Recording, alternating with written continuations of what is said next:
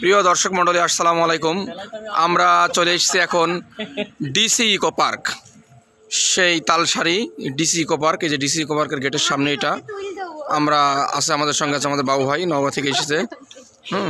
ওই যে নাগরদোল্লা, আমরা নাগরদোল্লায় উঠবো ভিতরে। যে এটা হচ্ছে যে আপনার বাইরের সাইড, গেটের সাইড।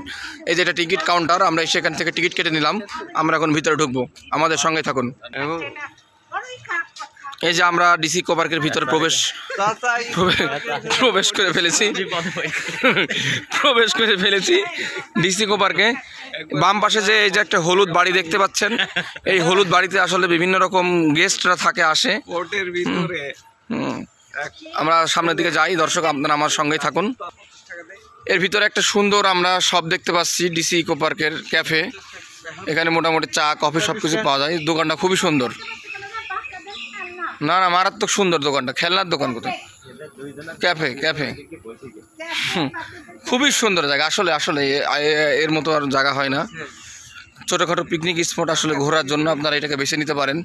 চুয়াডাঙ্গা যারা জেলার মানুষ, চুয়াডাঙ্গা, মেহেরপুর, ঝিনাইদহ, আপনারা অবশ্যই ডিসি ইকো পার্কে আসবেন। এই দেখেন চারিপাশ, আপনারা খুবই সুন্দর একটা জায়গা। এখানে আসতে হলে আপনাকে কিভাবে আসতে হবে আমার কাছে শুনে নেন।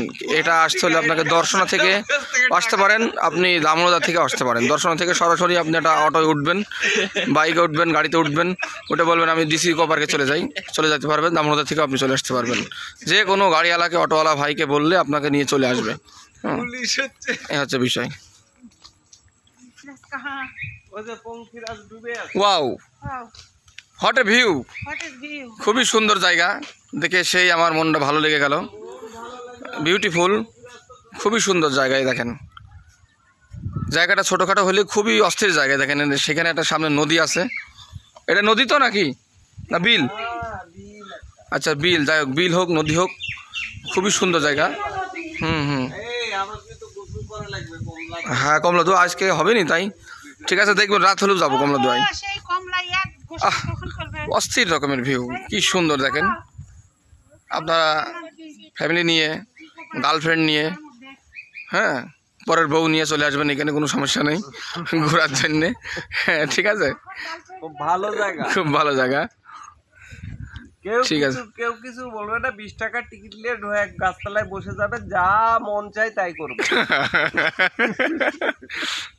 আল্লাহ, ঠিক আছে, সবাই ভালো থাকবেন, সুস্থ থাকবেন। পারলে ডুব দিয়ে ওই পঙ্খিরাজের কাছে চলে যাবেন, ওখানে একটা গুপ্ত ঘর আছে।